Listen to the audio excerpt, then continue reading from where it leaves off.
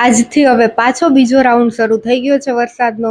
બહાર જોરદાર વરસાદ આવે છે અને કામાક્ષી મારી હારોહાર ઉઠી ગઈ છે. અને મારી હારે ઉઠે એટલે એને મારી પહેલા જ નાઈને તૈયાર થવું હોય, એટલે કામાક્ષીને પહેલા તૈયાર કરી, પછી મારો વારો આવ્યો નાવાનો.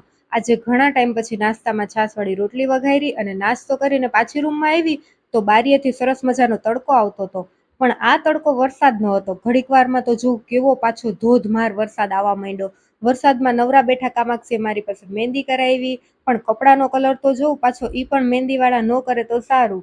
પછી હું રસોડામાં લોટ બાંધવા ગઈ તો મને પક્ષીનો અવાજ સંભળાણો અને મેં એને રોટલી નાખી અને જોયું તો બિચારા સાવ પલળી ગયા હતા વરસાદમાં. ધીમે ધીમે કરતા રોટલી ખાવા પણ પહોંચી ગયા.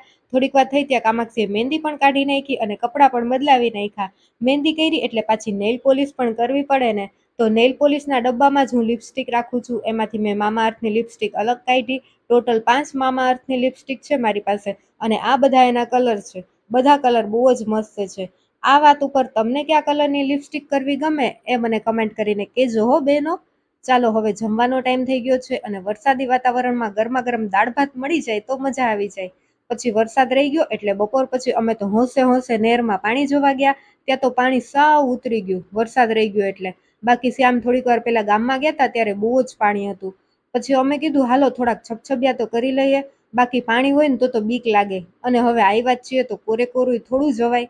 કામાક્ષીને તો બહુ જ મજા પડી ગઈ છપછબિયા કરવાની. અને ઘરે આવ્યા તો પાછી શ્યામને ભૂખ પણ લાગી ગઈ એટલે એક બાજુ મેં મમરા વઘારી નાખ્યા અને મમ્મીએ ગરમા ગરમ સેવ બનાવી નાખી. બે મિક્સ કરીને મજા આવી ગઈ રોંઢો કરવાની. મસ્ત વાતાવરણ છે, કંઈક અલગ ખાવાનું મન થાય એવું, એટલે રાત્રે જમવામાં ઉત્પમ બનાવ્યા છે.